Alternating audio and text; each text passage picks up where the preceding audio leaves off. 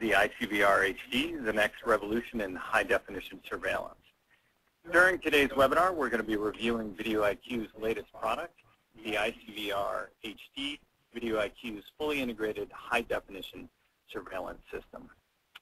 Before I hand the webinar off to our guest speaker today, I'd like to encourage everyone to submit questions using the question box in their control panel. We'll be reviewing as many questions as possible during today's session and follow up individually with those questions we have not been able to answer. Our featured speaker today is Scott Schnell. He is CEO and founder of VideoIQ. His 20 years of leadership include deep experience in both physical and IT security, and an extensive background in creating innovative new products and guiding emerging companies to market leadership. Scott leads the VideoIQ team in the development, marketing, sales, and customer support of VideoIQ's breakthrough ICVR security solutions, the leading all-in-one surveillance systems on the market. So without further delay, I'd like to turn it over to Scott Schnell. Thanks very much, Mark. I appreciate it. Can everyone hear me all right? All right. Well, today we have a very exciting hour to spend together. We're announcing the commercial availability of the ICVR HD. And the ICVR HD takes video surveillance to a whole new level along a number of dimensions that we'll talk about today. First, we're going to set the stage with a quick overview of the high-definition market and VideoIQ's ICVR HD offering and where it fits. And then we're going to talk about 4 key innovations that are embodied in the ICVR HD. High-resolution, full megapixel adaptive analytics, low-light performance that represents a breakthrough in the industry in a pure camera sense. Tremendous simplicity and performance in both networking and the infrastructure required to support an installation, unlike other HD installs. And finally, IQ Track, a revolution in live monitored circumstances to draw operator and guards' eyes to the right cameras at the right time to catch the threat before it turns into a problem. And finally, we're going to finish up with some of the core applications that we're seeing early interest on. We've had tremendous pre-release orders for the ICVR HD, and we wanted to share with you a little bit of how we're seeing customers use the tremendous intelligence and resolution and installation flexibility of the ICVR HD. And then finally, we will leave some time at the end for your questions. So to begin with, let's start with a quick review of just exactly what is 1080p high-definition resolution. Think of it as the most important part of a 3-megapixel camera, which is to say 3-megapixel cameras and most of the older generation cameras have the standard 3:4 aspect ratio. However, 1080p cameras have a 9:16 aspect ratio, which frankly puts the pixel budget where it matters. A wider field of view, less wasted pixels on the sky, so to speak. And of course, 1080p cameras have the color definition and the frame rates that all of us are used to on our high-definition television sets. Older megapixel cameras simply weren't capable, in general, of 30 frames per second. 1080p cameras also, by and large, tend to incorporate the latest compression technologies, which makes them far more network and storage efficient, and ours are no exception to that. Now, how do people use high-resolution cameras today? Well, there are really 2 key benefits that most people see from conventional, unintelligent high-resolution cameras. One is I can use fewer cameras to cover more area, and that allows me to save money on the installation. And so you'll see many high-resolution cameras where one camera may replace 2 or 3 standard definition cameras. Now, whether you can get that multiplication is dependent upon the field of view, et cetera, but that's one of the compelling reasons for the use of high resolution or any megapixel cameras, cover more area with less cameras. The other benefit, which is a trade-off with the first, is if I use the same number of cameras and I lens them the same, I get far more resolution on target to be able to drill down and not just know that there's a person there, but have a decent chance of identifying them or getting a license plate off a car. And so that detail, that forensic investigative capability is something that really sets high-resolution cameras apart from yesterday's D1 cameras. And this is magnified in a 1080p camera because 1080p gives you the kinds of frame rates that let you catch subtle behavioral activities, whereas low frame rate cameras could not. So what VideoIQ does is we take a state-of-the-art 1080p 30 frame per second video infrastructure. We're using the latest sensors on the market, and I'll show you some of the imagery from them shortly. We match that up with a 0.5 terabyte NVR embedded directly in the camera, a hybrid of both flash and hard drive that gives the price of hard drive and the performance and reliability of flash. Two-way audio, so that when an incident occurs, you can intervene. And finally, patented adaptive analytics to tell the real threats from the noise in the typical scene that a customer sees. All of that is available to the customer through a web browser interface. It's available through VideoIQ's View intelligent video management system, and it's available through third-party VMS products, including Genetec, ONSSI, Milestone, Linnell, and many others. And all these benefits, all the alarm capabilities, all of the quality of the video come directly through to whatever interface you're viewing the camera through. Now, there are four things that really set the ICVR apart from other cameras in the market. The first is that VideoIQ is the only vendor with true megapixel resolution analytics, let alone analytics in the camera itself. VideoIQ's underlying patented technologies are 10 times more processor efficient than other techniques that other vendors use. And this enables us to actually do full 1080p analytic analysis right in the camera itself. We don't need to stream video across the network. We don't need to have elaborate processor infrastructures and all of the infrastructure required for that. We simply do it right in the camera. And that gives us double the range and 3 times the field of view of any other product in the market today. Secondly, we've teamed up with a leading sensor manufacturer to be one of the first 2 vendors in the market with a brand new generation of high-definition sensor. And this gives us extraordinary low-light capability, and you'll see that shortly.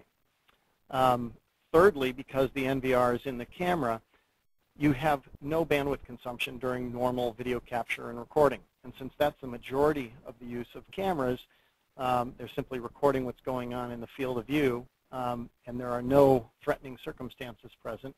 That means you don't have to build a network adequate to handle all the bandwidth from all the cameras all the time. You can build a network adequate to handle streaming from a small number of cameras in response to an incident. And that's an enormous cost saver and presents great flexibility in using things like wireless and mesh networks. And then finally, because the entire surveillance system is contained within the camera, this means a very simple installation. At most customer sites, our cameras and a power over Ethernet switch are the only infrastructure required to support the installation of our product. So let's dive into a little bit more depth on each of these advances for the product.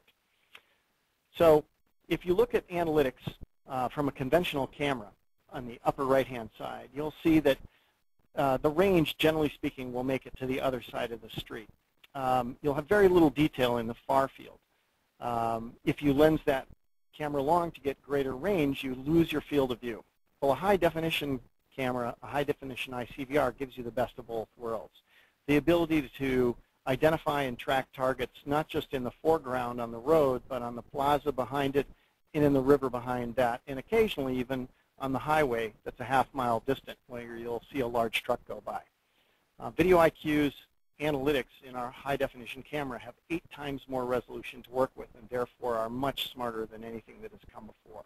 And all of this is simple and easy to install. So it gives the installer and the customer a much greater power in terms of spotting potential threats and tracking what's going on in their surroundings.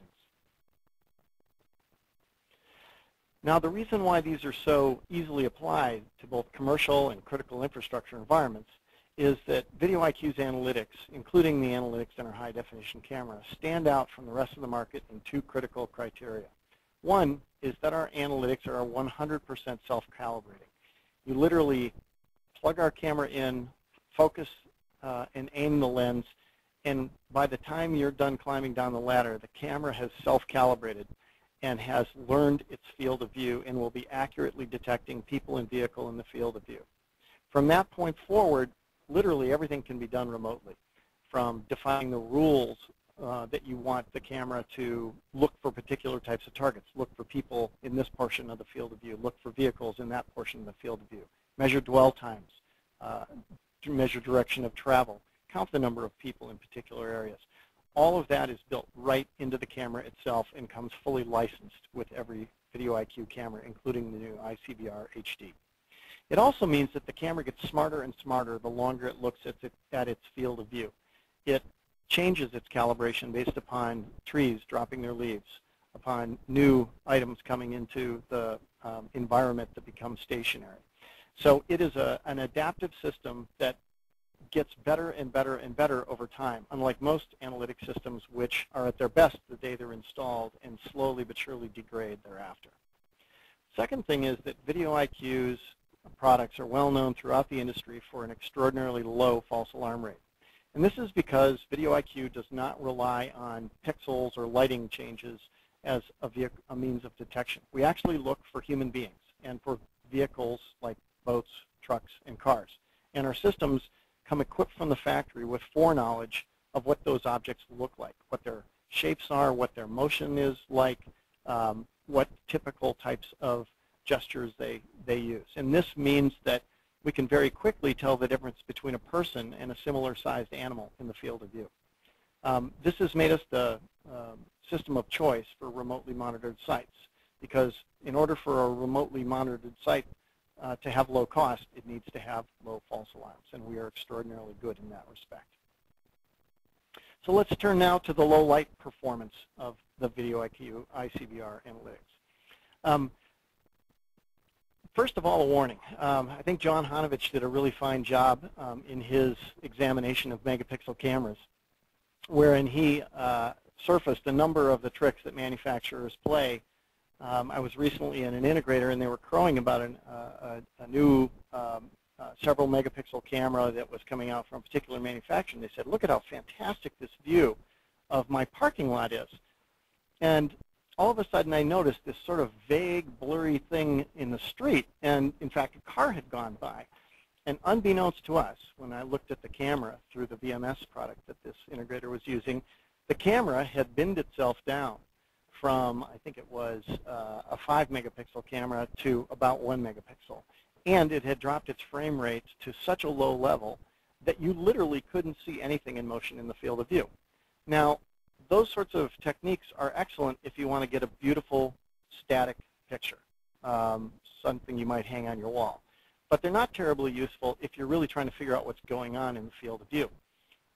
Binning and frame rate reduction are the enemy of accuracy in terms of guards doing their job and protecting a site, and in terms of surveillance systems gathering evidence for investigation. And so blur is really the enemy of real surveillance. And so the other issue with binning is that while binning may allow the sensor to gather more light, it also reduces the amount of detail that you're gathering in the camera at night. And so the real answer for surveillance to step forward with high resolution is to not have to step back too far in frame rates and to not have to drop resolution at night. And I'm proud to say that VideoIQ has achieved this in our new product. So on the left, you'll see the ICVR HD. We've taken a single still, taken at night, and side by side, we were running a very well-regarded new camera from Panasonic, the NW502S. These are cameras in the same class. We both use a 3 megapixel sensor. We ran both cameras at 1080p resolution. We used them both with very similar lenses that were varifocals adjusted to approximately the same field of view as you can see before you. And if you look at your screen, you'll notice that on the VideoIQ camera, there's a person in the center of the field of view, and they're very clearly visible. And in fact, the analytics have caught them and drawn a box around them. In the Panasonic image, you'll notice that while it's a good-looking image, you can't see the person. Now, this is 5 frames per second. It is not that slow. This is not a 1 or 2 frame per second image. Why can't we see the person in the Panasonic image, but we can see it at the same frame rate in the ICVR image? And the answer is very simple. We use a better sensor in our camera, which gives us a better image, which means we don't have to do as much image processing to clean up the noise in a low-light image. And when you clean up noise, oftentimes you clean up things that don't have nice, sharp edges, things that are blurry. And guess what? People in motion at 5 frames per second are a little blurry, and so the Panasonic camera accidentally deletes the people from the field of view. Now, even if we take a closer look at that same image, I challenge you to find the person. Now, in fact, this is their head blurred right here, and their torso is right here. But noise reduction, which normally helps generate a beautiful image, has unfortunately undermined our efforts as surveillance professionals. So let's turn up the frame rate. Let's go to 10 frames per second, and you'll notice that both images have less available light because obviously the exposure time is shorter. The ICVR HD, however, degrades less than the Panasonic in terms of light. You'll notice there's far more detail available on imagery in the foreground. You'll notice that the ICVR is successfully picking out the 3 people in the field of view. You'll notice that in the Panasonic image, you can see the 2 individuals that have very high contrast clothing, but that once again, noise reduction has essentially deleted the individual who's actually closest to the camera because they don't stand out from the background. So image processing, while it generates beautiful still images, can oftentimes undermine our efforts as security professionals. And VideoIQ gets its performance here by virtue of choosing an outstanding sensor and then us doing a very good job of minimizing the amount of image processing that we do and therefore not altering the image within the camera. And this also means, by the way, that we can do a much better job with video analytics than you could if you were looking at the image on the right. So that's just a taste of high definition video resolution, and we will have sample video from the stills that you've seen posted on YouTube within the next week that you'll be able to download, view, or view online, and it will be in high def resolution. So let's talk about a little bit about decentralized storage. Now, one of the biggest issues that people have with high-resolution cameras is the amount of storage required and the amount of network capacity required. And modern compression techniques, such as H.264, have gone a long way towards helping mitigate some of this problem. Older cameras, for example, that use motion JPEG or derivatives thereof, are 10 times less efficient than H.264 cameras with similar quality imagery. Now, VideoIQ takes that a step further by putting the storage system next to the sensor. And what that means is that you can have far less network capacity, and you're less at risk if that network ever goes down, because the camera itself essentially will continue to record video no matter what, because as long as it has power. Second thing is that if you're installing a surveillance system for a large Fortune 500 customer that may have dozens or hundreds of sites, and name a hospital or a major corporation that doesn't, you'll end up with tremendous redundancy of infrastructure at each site. You're going to end up with an NVR at each site. You're going to end up with a locked, access-controlled, heated, cooled, and alarmed room to protect that NVR. Whereas with an ICVR infrastructure at remote sites, you literally put in the rough-in kits in the ceiling, the wall mounts on the outdoor portions, pop the cameras in, hook them up to Cat5, up to a PoE switch, and you're effectively done. You know, the most anybody does beyond that typically is put a uninterruptible power supply on the switch.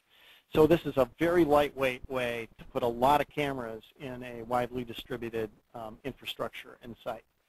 It even allows customers to share IT infrastructure. Here at VideoIQ, we don't have a separate network for our many cameras. We have a single network, and that's because most of our cameras aren't generating any traffic. They're just dutifully monitoring their fields of view, and they only use the network when they generate an alarm, and even then it's a modest amount of network traffic. Contrast that to a conventional system where you need to put NVRs, backup power supplies, powerful separate independent switching infrastructure and routing infrastructure. And if you want to use wireless to deploy your cameras, as many municipalities want to do on street corners and city parks and in other large areas such as sports arenas, you're kind of stuck with the trenching and costs associated with getting hardwired to the cameras because there's just not enough bandwidth available with even the best mesh for a large number of cameras. With VideoIQ, you turn it on its head. Literally, VideoIQ cameras, even our high-def cameras, can hang off the PoE ports in most mesh nodes, and multiple cameras can sit quietly on the edge of the wireless network doing their job without generating network traffic. So it's a real breakthrough in how dense a population of cameras you can get on a wireless net. So it's a great advantage for customers, a great cost reducer, and it tremendously increases flexibility. So how does the camera work inside with storage at the edge? Inside the camera is an NVR that has up to 0.5 terabyte of storage. Now, 0.5 terabyte of storage in our 1080p cameras is good for about 2 months of continuous storage at 5 frames per second, and 25% of the time running at 15 to 30 frames per second to capture the interesting video, if you will, of an incident. Now, during storage, we increase and decrease the frame rates according to what's in the field of view, thereby maximizing the evidence while minimizing disk consumption. And we continuously record at a baseline frame rate and resolution to make sure you always have evidence to investigate things that you didn't create a rule to trigger on. When we stream, we can be set up to notify via message on alarm. We can be set up to automatically begin streaming on alarm. And you, of course, can at any time view our cameras and go to live streams just as you would with any other IP camera. So all the benefits of any high-definition camera are yours, plus all the intelligence that we bring to streaming and storage. And then the final aspect of storage at the edge is reliability. And VideoIQ has built a breakthrough architecture that dramatically extends the life of storage to well beyond the typical usage life of the camera itself.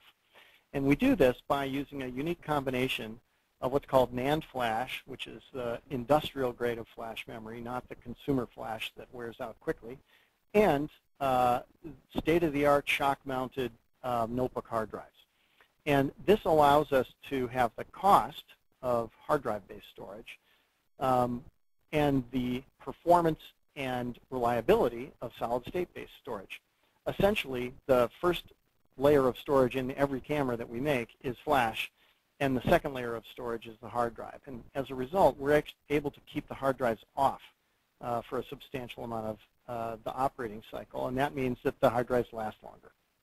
And so we have 10 years plus lifespan in our hard drives, not the 3 to 4 years that a typical high-heat NVR or DVR would get. So real benefit in terms of system lifespan compared to conventional systems. And of course, the ICVR HD has an explosion of options for the installer and end user in terms of quality of video. Now, many of our cameras are used in a scenario where they want to capture high-def video for investigation, but they want to be able to view the camera remotely. And as any of you who have installed high-definition cameras know, it's very difficult to get to buy enough bandwidth to be able to view high-definition cameras at their full frame rate and resolution remotely. And so our cameras are intelligent. They have both low-quality video streams, which can consume as little as 50 kilobits per second at a scaled-down resolution, and they have high-quality streams, which are what are stored for later investigation on the camera. So you, in a sense, get the best of both worlds. You get high-quality recording for investigation and for live viewing if you have the bandwidth to do it, and you get low-quality or low frame rate and low bandwidth streaming available so that you can use residential DSL, cable, or even 3 and 4G wireless to easily view the cameras live at any time.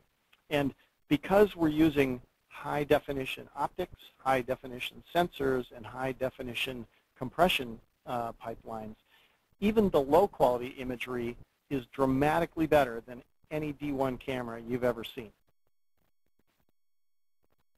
And finally, IQ Track.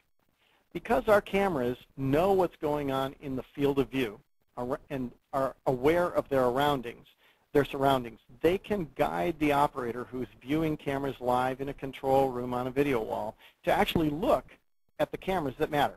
And they do so by automatically, digitally pan, tilt, and zooming within the field of view of the camera to continuously look for particular individuals who might represent threats and zoom in and track them. The operator has the option of clicking on an individual within the field of view, as I did, or releasing that lock on a particular individual to once again look at everything in the field of view.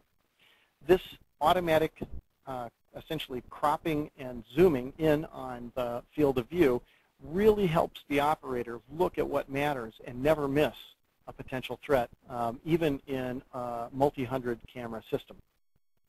Furthermore, because the auto PTZ function is done at the VMS end, the video at the camera is never altered. You're never losing the full context or the full field of view. That's always being recorded.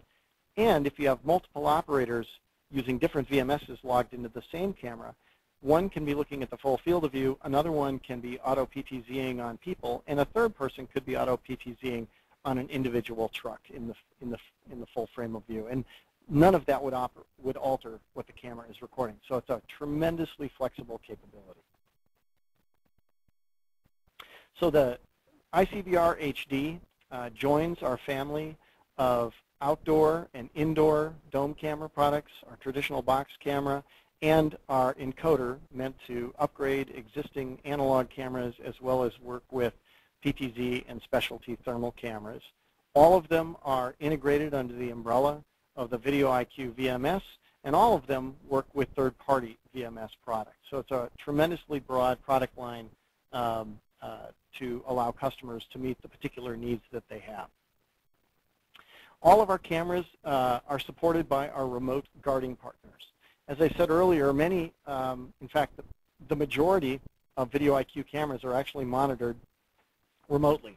They're monitored by very cost-effective outsourced monitoring centers, much like a burglar alarm system is monitored today by an ADT or someone else. However, what's unusual about these remote guarding centers is they not only receive alarms and verify, but they can actually intervene to protect the site. And they do so typically with two-way audio. Bicentury, for example, is a deeply experienced remote monitoring partner who has specialized in the automotive sector and has hundreds of car dealerships under surveillance where they proactively will confront and drive off intruders on high-end car dealership lots off hours to protect the inventory and prevent the theft of catalytic converters, HID headlights, and other high-value parts from those cars or the car itself. Other monitoring partners such as Thorpe protect major wireless providers and their service lots. Ion 24 protects Birmingham, Alabama, and a variety of commercial customers in the Birmingham area. Acadian is a very large monitoring partner spanning the U.S. Universal Services specializes in commercial property protection. And so beyond what you see on the slide today, there are dozens more who really understand how to use the features of VideoIQ to quickly alert as a potential threat crosses the property line or dwells too long on a street corner, to verify quickly and to intervene. And typically the time spent between threat detection and intervention is less than 30 seconds. So it's a very, very quick way, and it essentially stops the crime before it starts. Now, in addition to our monitoring partners, VideoIQ has integrated with a federation of third parties that build products that make VideoIQ products even better. So for example, in some of our largest installations, Genetec or Milestone or ONSSI might be the VMS platform choice for a large heterogeneous installation. And VideoIQ's products integrate seamlessly. And I'm pleased to let you know today that the ICVR HD on its first day of official shipment is already integrated with the Genetec framework. And you'll see Milestone, ONSSI, and others coming very quickly down the road. Once again, because we're a standards-based solution and are using H.264 and nothing homegrown, so to speak, in terms of the data we generate. It's a very, very easy integration for a modern standards-based VMS product. In terms of wireless, we easily work with Cisco, FireTide, Fluid Mesh, Azalea, Motorola, and dozens more, whether it's Wi-Fi, WiMAX, 3G, LTE, you name it. We're an IP device, and because we are so judicious in our use of the network, we are the most wireless-friendly surveillance around. And then, of course, our encoders work with dozens of different specialty cameras, housings, and, of course, illumination for all of our cameras. And then finally, we have a variety of partners who do specialty solutions. For example, Izon does point-of-sale integration in a wide variety of retail statistics gathering for our customers. And then last but not least, of course, audio. Since so many of our cameras are used with audio, both microphones for recording at the site as well as speakers for interacting with individuals, we have a wide variety of vendors with whom's products we have integrated. One question we get asked very frequently is, well, okay, so you ship VideoIQ View as part of the system when we receive an ICVR or ICVR HD. When do I use that versus a third-party VMS? And it's really very simple. If you're bringing VideoIQ products into an existing site that already has a VMS installed, then that's the VMS you're probably going to use because you've already made a strategic platform choice. You already have cameras from many, many vendors. And you may have already invested in all the infrastructure required to backhaul video from dozens or hundreds of high-resolution cameras. So if all those investments have already been made, then VideoIQ fits right in, including into an infrastructure with purely centralized storage. Our cameras are all available with and without distributed storage for those customers who want to purely go with a centralized storage. However, even in environments like that, many, many customers adopt VideoIQ's decentralized storage model as a true mirror of the video that they would otherwise potentially lose if there was a network flaw to the central storage. So the premium for distributed storage is extraordinarily low. So many customers just say, hey, why not have the redundancy that this brings me, because I'm always at risk if I have a storage or network failure with other systems. If you're building a system that's purely based on VideoIQ, either there is no other system at the site, or this is a full rip and replace upgrade, or the system operates somewhat independently, VideoIQ View is often used. And an important point is our cameras are designed, for example, to have both Genetec and VideoIQ View have access to the cameras simultaneously. So you might be using Genetec for your primary task of alarm scripting and live video viewing, but you might be using VideoIQ View to search the video on the camera at the same time as you're using Genetec. So it can sit both independently and alongside other infrastructure quite easily. So who uses VideoIQ View products, and where does the new ICVR HD fit? Really, there are 4 key markets that are the biggest consumers of VideoIQ cameras, and I'll highlight where the HD has gotten its early start in pre-orders that we've seen. First and foremost, loss prevention. Commercial markets have long sought an answer to how do I get the protection of a guard without spending the amount of money it would take to get the number of guards I would need to protect my site. And industrial sites and car dealerships and construction sites are great examples of this. They typically are very large plots. They have medium security requirements. They have a lot of assets outdoors that they could potentially lose. And the number of guards required to provide true coverage at those sites is just impractical. A second category is critical infrastructure, one where life threat versus property threat comes to bear. A third one is wireless deployments. We've seen this particularly in municipal installs and in large industrial sites. And then finally, corporate customers who have many distributed facilities, whether they're a hospital or a sales organization of a large Fortune 500, they have many offices where they need a modest number of cameras, and the infrastructure associated with the deployment can often dwarf the cost of the cameras and recording infrastructure themselves.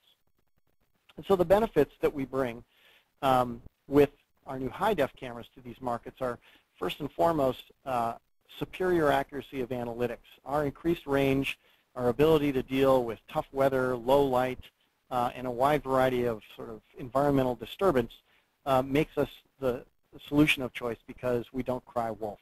When we alarm, it's a real alarm. The second one is the reason why channel partners choose us, and that is channel partners can reliably go to a site one time, install our cameras, set them up, focus the lens, properly set the field of view, and they don't have to come back because the camera itself automatically calibrates and they don't need to do some elaborate, costly, and error-prone operation.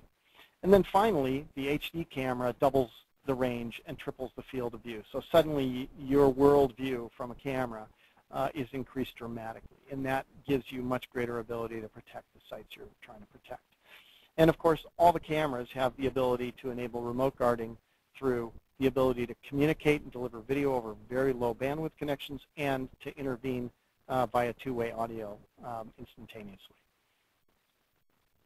In the critical infrastructure marketplace, the high-def camera, we believe, will be the camera of choice, and a significant plurality of our sales to date have been in the critical infrastructure market. Things like housing authorities or power plants or other facilities where maximum evidence, detail, maximum coverage, and maximum range are what the customer wants. 1080p 30 video is what they're after, and VideoIQ's products deploy in those sorts of scenarios without having to trench fiber to every camera location, and that saves a tremendous amount of money and provides greater flexibility in terms of camera placement. We're also very easy to deploy and manage, and that's very important in these kinds of wireless and multi-site deployments. That gives us the ability to, for example, put a single camera at a guard station to simply make sure that the guard is at his station and not have to incur the costs associated with a separate NVR, a separate set of wiring, protecting the NVR from attack or theft, and so on and so forth. So there's a real benefit in terms of both wireless and multi-site deployments that may or may not actually make much use of analytics. They may purely focus on the value of storage at the edge and its benefits in both bandwidth and simplicity. So the questions that integrators typically ask a customer when thinking about ICVR HD applications, in the theft and vandalism scenario, two key questions. One is, have they experienced loss, either from theft or vandalism in the last 12 months? Whether you're calling on a high school, district, security professional, they can tell you whether they've got problems at their schools. If you're calling on a car dealership, do they employ a guard today, or a construction site? Do they employ guards today to protect the materials and equipment that are stored at the site? If the answers to those are yes, then VideoIQ can do a better job at a fraction of the price of the way they're protecting themselves today. In critical infrastructure, typically there, you're not displacing guards, you're augmenting them. You're improving their performance. Perhaps you may be limiting the number of guards necessary at the site, but in critical infrastructure, you always want to have first responders right at the site to be able to get out there. So it's not an issue of replacing guards, it's an issue of being the eyes and ears for guards and alerting them when something interesting is happening. Clearly, understanding the importance of having a perimeter that is sterile and that no one can cross. Understanding how great the terrorist threat at a particular critical infrastructure site, and whether they're satisfied with their security and whether they're interested in intelligence augmenting their approach today. In wireless, it's all about cost savings on infrastructure.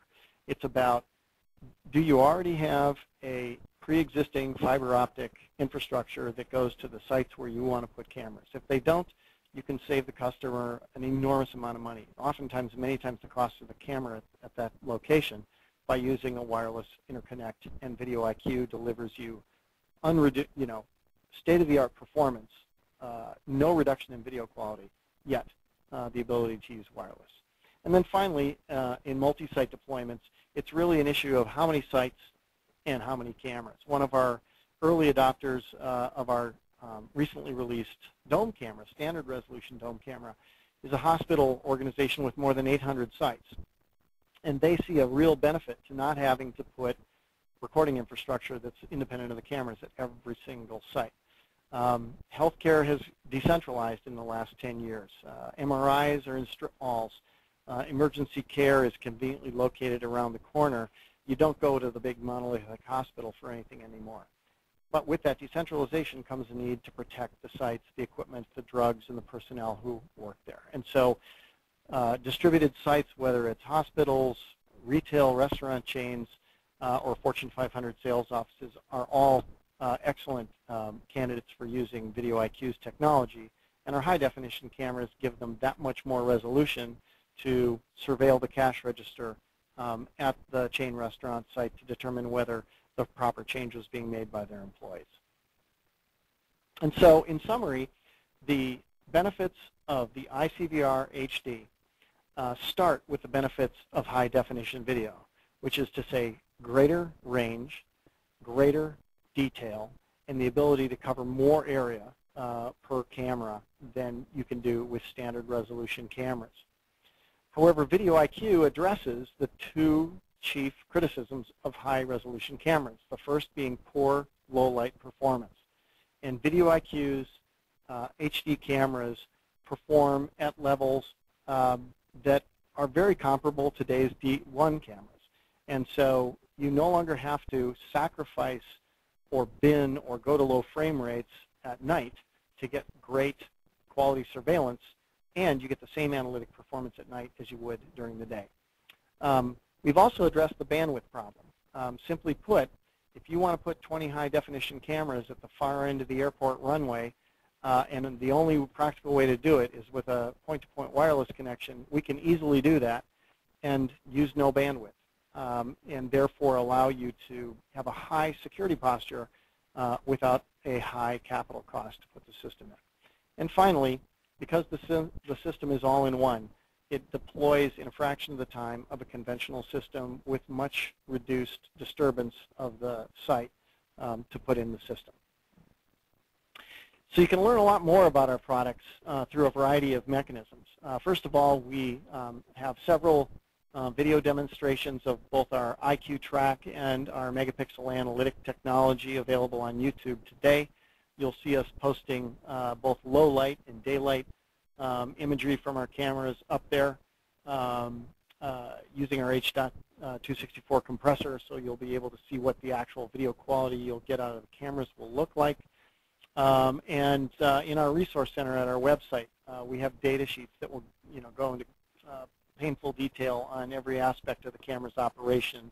Oh, and did I mention that these cameras are good from 20 below 0 C to 50 degrees above 0 C. So the cameras themselves are full IP66 day-night harsh weather cameras and have built-in internal heaters and blowers to perform well in a wide range of operating temperature, something that some high-definition cameras can't do today. And then, of course, VideoIQ's three regional directors, Tim Bell, Frank Trimboli, and Neil Roberts, for those of you who have more specific questions or would like to arrange for a product demonstration, please do give them a call, and either they or one of our manufacturer's representatives will be happy to provide you with more detail. And if you're an end user on the call, please feel free to contact your local integrator and ask them to demonstrate a VideoIQ camera for you as well. At this point, we have got a good amount of time for questions, and so, Mark, I'd like to turn it back to you to start teeing up some questions. Great, thank you, Scott. So this is a multi-part question on the adaptive analytics. So how quickly do the adaptive analytics calibrate? And then the question continues by saying, is the self-calibration the same thing as focusing? This individual had issues with having to refocus cameras over time and having to go out on site to manually refocus them. Yeah. So the analytic calibration is not the same as optical focusing. So as an integrator, you've still got to do a good job of focusing the camera and make sure you lock the lens down once you've done that. Now, because VideoIQ's analytics rely on the general shape of vehicles, boats, trucks, cars, and the human form, we can perform very well even if the image is slightly out of focus. Obviously, the more in focus it is, the better a job we do and the greater range we'll have, because we're essentially making a decision in real time as to whether something is a person or a rabbit or a deer or a dog. And the more detail we can see on it, i.e. does it have 2 legs or 4, the quicker and the more accurately we can make that decision. So you asked how long does it take to calibrate. I mean, typically it's a matter of seconds for the system to self-calibrate.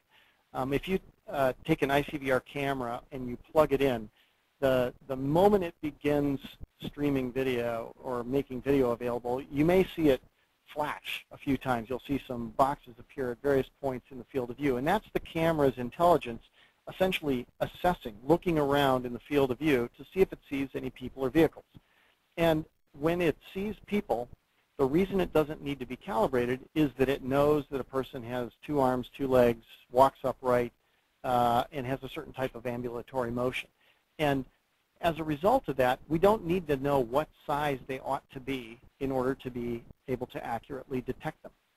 However, once the camera's been installed, it then begins to build a geometric map of the scene, essentially by monitoring people and vehicles in the field of view. It knows, for example, that the average human is 5 feet 9 inches tall. And so as it sees people in the field of view over the course of minutes, hours, or days, it will increase its level of certainty, accuracy, and sensitivity, essentially by building its own geometric map, relieving you, the integrator, of having to do that. The other benefit of this is if you ever change the field of view of the camera by either bumping it accidentally or moving it purposefully, it automatically recalibrates as you do that. It'll send an alarm that someone has changed its field of view as a self-protection measure, but it will then begin to recalibrate, alleviating you from even having to think about it.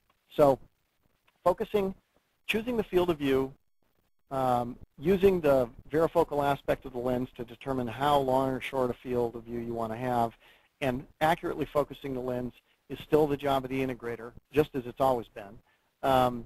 But once that placement, aim, and focus is done, the analytics in the camera takes over and essentially becomes accustomed to its surroundings and gets more and more accurate over time. Next question, Mark? Yep, great. Thanks, Scott. Here's another question on analytics. On the images recorded at night, do the analytics still operate the same as during the day? An example may be the human eye cannot see the image, but will the break in pixels create an alert? Our analytics rely on being able to see, just as we essentially can see and detect what a human would be able to see and detect if they were paying attention. So the problem with human guards isn't that they are unable to detect people, it's that they're not paying attention, because surveillance video is monotonous and the human mind is not wired for monotony. Cameras, or computers on the other hand, are wired for monotony, and the computer in our cameras has an unrelenting view of the scene. And so one of the reasons why low light performance is so important to us is that we really need to be able to see what's going on in the scene, just as you would to be able to identify a person going through the field of view. Otherwise, we would just see a wispy shadow like many other high-definition cameras generate through their binning and frame rate reductions. By choosing a breakthrough sensor, we're able to essentially use the camera in much the same mode of operation. We do slow the frame rates down at night slightly, but we're never below 10 frames per second. And what that means for us is we get clear, crisp images of the people in the field of view, partially because we maintain reasonable frame rates, but also because the sensor that we're using has extraordinarily low levels of noise directly off the sensor. And as those of you who are sort of image processing geeks know, image processing can generate a beautiful image, but it also makes certain gross assumptions about what's relevant in the image. And in the case of most cameras' image processing, things in motion aren't nice and crisp, so they get washed out of the image. In ours, because we don't have to do a lot of image processing because the sensor is so incredibly good, we're able to accurately apply analytics much as we would at night. And of course, we automatically switch to black and white. So contrast is important to us, texture is important to us, motion is important to us. A well-lit daylight scene versus a nighttime scene, if there's an area of the scene that is pitch black, we won't be able to detect there any more than you as a human being could detect there. If you have those kinds of circumstances, we actually recommend using our encoder with a FLIR or other thermal night vision camera because you can detect in in zero light based on thermal body heat. Great, thanks, Scott. Here's a question on some edge-based storage. Can you explain what happens when you view either live or recorded video from a branch office camera remotely at a central station or a headquarters site? And the question goes on to ask, how can you view this, or can you view this over a limited bandwidth line? And how does that work? Good point. The reason why our cameras always have two different resolutions available is precisely this problem. We don't violate the laws of physics. And one of the laws we have to live with is what's the level of affordable bandwidth between a remote site and a central station. And typically speaking, people are using cable or DSL or maybe WiMAX. And let's just take cable, for example. Cable will have perhaps a megabit per second uplink, maybe a little bit more if you pay more. So our cameras, if you want, can be set to record high definition at up to 8 megabits per second. And if you attempted to view that stream at 8 megabits per second, you would see nothing because you literally couldn't get enough data through to even form the basics of an image. And so this is where the low resolution stream comes into play. Now, our low resolution streams are typically scaled. So instead of running at 2.1 megapixels per second, they run at about 600 megapixels per second. And they also typically will run at a lower frame rate.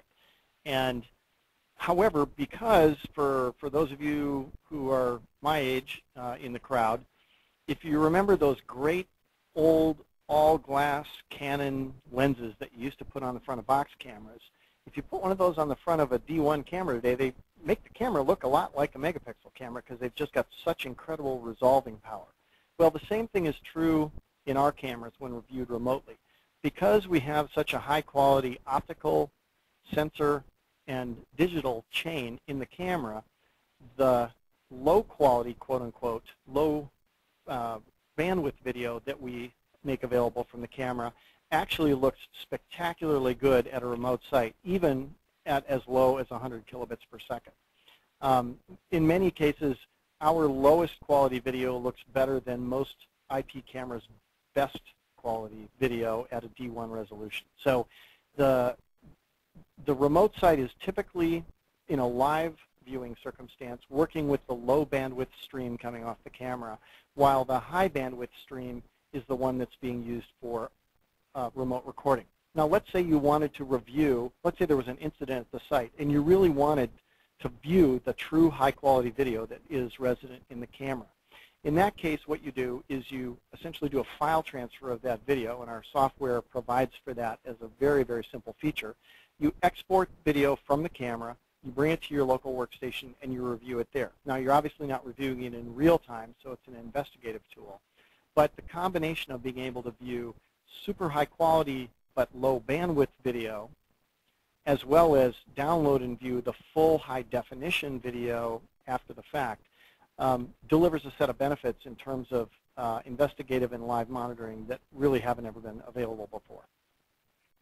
Great. Here's another related question to edge-based storage. If I use the decentralized offering without a VMS or without a third-party centralized VMS, how can I integrate a long-term storage or archiving solution? Okay. So every VideoIQ camera and encoder has the ability to archive itself to central storage. So that central storage could be tiered, such that it was located at a remote site, or it could truly be central. So every camera on an independent schedule, and you get to decide the schedule, can once or twice a day download either incident video or all video to a central storage device. And this is a replication. So the video is still available on the camera. We haven't deleted it from the camera. But a replica of that data is made in a secondary storage device. And the scheduling is handled by a single node that essentially tells each camera when to back itself up. It's a lot like the way your notebook computer backs itself up at work, in that every night at 2 o'clock in the morning, it dutifully will back up either just the files that have changed or everything on the drive. And ours is very simple. And since we know what's in every frame of video, we can make very smart choices about what video to replicate and which video to not bother. Great. So there's several questions similar to this. What are the power requirements and the current draw of the cameras? And the question, this one specific, goes on to say, considering it a standalone with a wireless or solar solution. And then there are also a bunch of questions about if it's an all-weather housing or not. Sure. Okay, so to begin with, the camera itself is an IP66 rated vandal-proof camera. The dome is 3 millimeters of Lexan. It's very, very, very rugged. I've dropped one personally operating from 6 feet height, much to the dismay of my VP of engineering, with the hard drive spinning and the camera running, and it didn't suffer any damage. It's built like a tank. And so the camera itself is a very rugged, all aluminum T6061 enclosure, weather-tight sealed, so you can use this in high dust, high humidity situations. It's an excellent camera for that. The camera does have an integrated heater, and the power budget for the camera, even with the heater outdoors, is 7 watts. And so the camera is well below the standard 802.11 AF power standard for all of the PoE switches that have been shipping for years. In fact, PoE is our recommended deployment technique, since it's a single wire essentially to the camera. So that's the power requirement for the device. Mark, what was the other aspect of that question? So they were asking if it's able to be used in a wireless and or solar environment, tied to solar power. Yes. So the power requirements of our high-def camera are actually the same, or in some circumstances slightly less than other members of our standard resolution product line. This is just due to advances in the chips that we use versus those that were available 2 years ago when we designed our standard definition cameras. So we have had a variety of customers use these cameras for certainly for wireless deployment and occasionally for solar deployment. If you've done solar deployment before, it just depends upon how much bad weather you have to be able to tolerate and what your latitude is. The further north you get, in the middle of the winter in Canada, it's difficult to put up enough solar panels to essentially store up in batteries enough power to power our high-def camera plus illumination at night. It's less about the camera's power requirements than it is about the IR illuminators. And by the way, I wanted to make sure people knew this is a modern IR-sensitive camera. So IR illuminators work really, really well with this system. So wireless is absolutely possible.